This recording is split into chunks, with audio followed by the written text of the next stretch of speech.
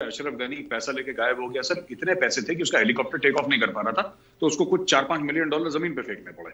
मतलब क्या वाकई तालिबान आ गए हैं? अभी तक लोगों को इस बात का यकीन नहीं आ रहा बिल्कुल कि तालिबान आ नहीं रहे हैं, वो आ चुके हैं। तो उस जमाने की मुझे तो लगता है कि तालिबान की आर्मी ज्यादा ट्रेंड थी। ये देखिए उनके हेलीकॉप्टर फ्लाई कर रहे हैं, ये तालिबान है। कुछ लोग ऐसे हैं जो तालिबान को पसंद करते हैं। मैं उनसे सिर्फ एक कहना चाहता हूं कि सर, अगर आपको तालिबान इतना अच्छा लग रहा है तो आप थोड़े समय के लिए वहां पे वक्त गुजारिए। अभी आप समझें कोई 10-20 दिन के बाद 9/11 होना है, कारपेट बॉम्बिंग, पहाड़ों के ऊपर B-52 बॉम्बर्स गिरेंगे। पाकिस्तान में इसकी खुशी है। कश्मीर अगर पाकिस्तान को लेना है तो वो पाकिस्तान को लेना चाहिए। कभी इनको लगता है कि चाइना दिलवा देगा इनको कश्मीर, फिर इनको कभी लगता है तुर्की दिला देगा, फिर कभी लगता है मलेशिया दिला देगा, फिर इनको अब आजकल इनको लगने लगा है कि तालिबान। उम्मीद इनको सबसे है सर। अब कमला हैरिस जा रही है इंडिया, और कमला हैरिस आ रही है अभी यहाँ पे बताने सबको कि क्वाड है, नहीं भाई हम यहाँ पे मौजूद हैं। आप कश्मीर क्यों नहीं छुड़ा सकते? क्यों हर समय भीख मांगते रहते हैं? कभी किसी से पैसा दे दो, लोन माफ कर दो, वैक्सीन दे दो, कश्मीर दिलवा दो। ये इनका हर समय सर हाथ इनका ऐसे ही रहता है। मैंने एक बात देखी है, मसला ये है कि ये इसमें इंडिया तो हो गया है जबरदस्त टोटल।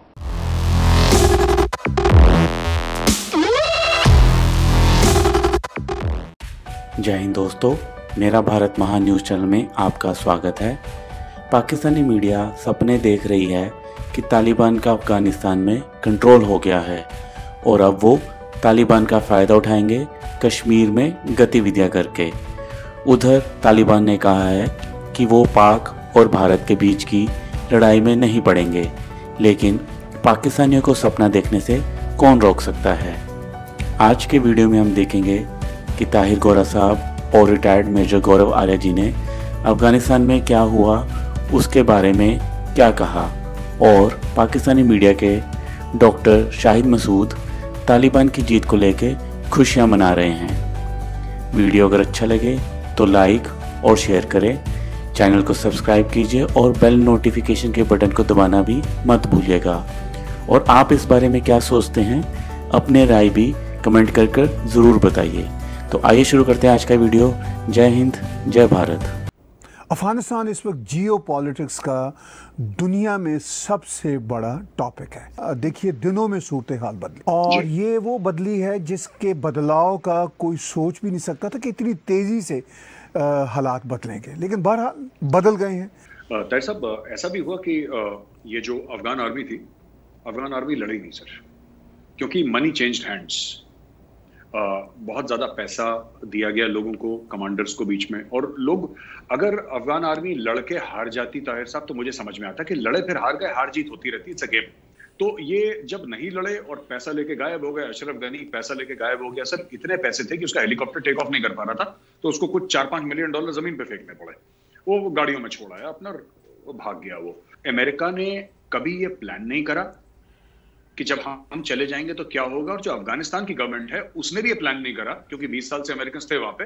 उसको भी ऐसा लगा कि ये पार्टी तो चलती रहेगी, पार्टी कभी खत्म नहीं होगी। लेकिन उनको ये पता होना चाहिए था कि अमेरिकन कभी ना कभी तो जाएंगे। आज पाकिस्तान में भी इसके बहुत शादियाने एक तरह से बच रहे हैं।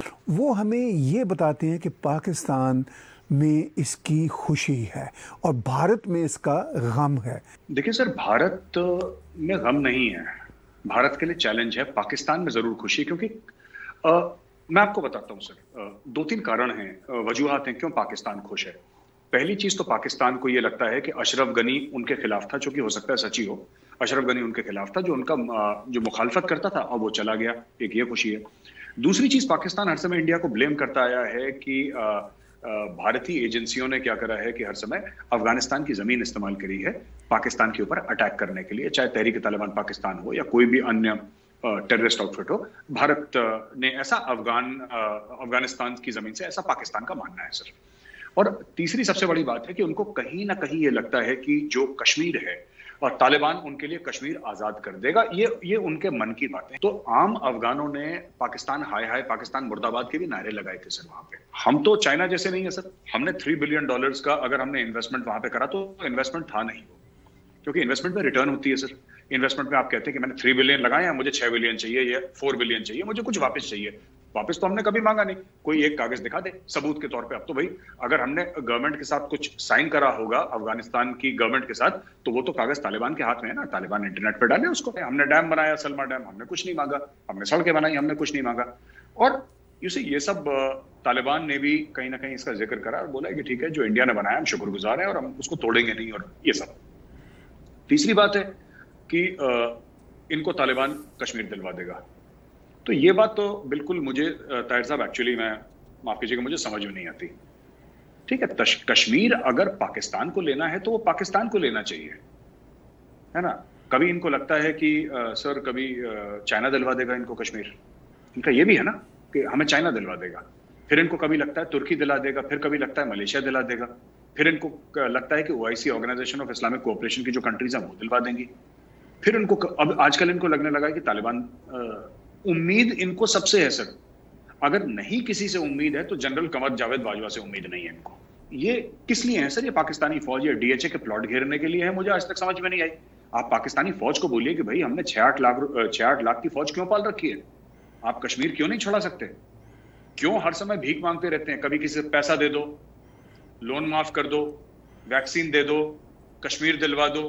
ये इनका हर समय सर हाथ इनका ऐसे ही रहता है। मैंने एक बात देखी है, 24 घंटे इनका हाथ ऐसे रहता है। अरे कभी तो ऐसा हाथ हो, कभी तो देने वाला हाथ हो कि जी हमने दिया तुमको। ये देने की किसी सूरत में है नहीं। कुछ लोग ऐसे हैं जो तालिबान को पसंद करते हैं।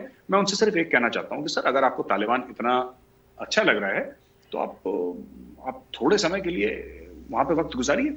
मतलब क्या वाकई तालिबान आ गए हैं? अभी तक लोगों को इस बात का यकीन नहीं आ रहा बिल्कुल कि तालिबान आ नहीं रहे हैं, वो आ चुके हैं, और कि उनको हुकूमत तो आ गई है, लेकिन सवाल यह है कि उनको तस्लीम फिर क्यों नहीं किया जा रहा। आज देखिए ना, आज हो गया है 5वां रोज काबुल पे, तो उन्होंने 3 दिन में ऐसे। अफगानिस्तान को यौम आज़ादी कब आया? यौम आज़ादी, ये उसकी तस्वीरें देखें जरा। यानी अभी आप समझें कोई 10-20 दिन के बाद 9/11 होना है और तालिबान का दौर है, और ये तालिबान के दौर के आखिरी यौम आज़ादी की परेड के मैं आपको मनाजिर दिखा रहा हूं अपने नाजरीन को। यानी 2001 अगस्त, तो उस जमाने की मुझे तो लगता है कि तालिबान की आर्मी ज्यादा ट्रेंड थी। ये देखिए उनके हेलीकॉप्टर्स फ्लाई कर रहे हैं, ये तालिबान है। मुझे आप यकीन करें कि मुझे ये ज्यादा उस वक्त जब पाबंदियां दुनिया भर की, ये ज्यादा बेहतर नजर आ रहे हैं कि अफगान नेशनल आर्मी से जिनको ट्रेन किया है। कारपेट बॉम्बिंग, पहाड़ों के ऊपर B-52 बॉम्बर्स गिरेंगे। अच्छा, इधर से इंडिया के अंदर, इंडिया ने भी वही किया। कंफ्यूजन में इंडिया जो है, उन्होंने आप देखिए ना कि सारे के सारे, एक तो उनको एम्बेसी नहीं बंद करनी चाहिए थी, वो ब्लंडर किया। हाँ, वो सारी एम्बेसीज खुली हैं, ठीक है ना, सारी एम्बेसीज खुली हैं, अमेरिकन एम्बेसी समेत सारी एम्बेसीज खुली हैं, टर्की की खुली है, मुल्कों की खुली हैं, सारे काम हो रहे हैं। इनको अपनी एम्बेसी बंद नहीं करनी चाहिए थी, ये बहुत बड़ा ब्लंडर, दरवाजा बंद कर दिया वहां पे। और कैमला हैरिस आ रही है अभी यहाँ पे बताने सबको कि क्वाड है, नहीं भाई हम यहाँ पे मौजूद हैं। मसला ये है कि ये इसमें इंडिया तो हो गया है जबरदस्त टोटल। मतलब ये जबरदस्त छोटे लेवल पे था ना, ये जरा इसको आलमी लेवल पे, बड़े लेवल पे चले। कई मुल्क हिल गए हैं, सिस्टम ये कहा, ये क्या हुआ है, मतलब जमहूरियतें थी तो बादशाहतें थी तो क्या था, तो ऐसे था, तो कुछ समझ नहीं आ रही लोगों के।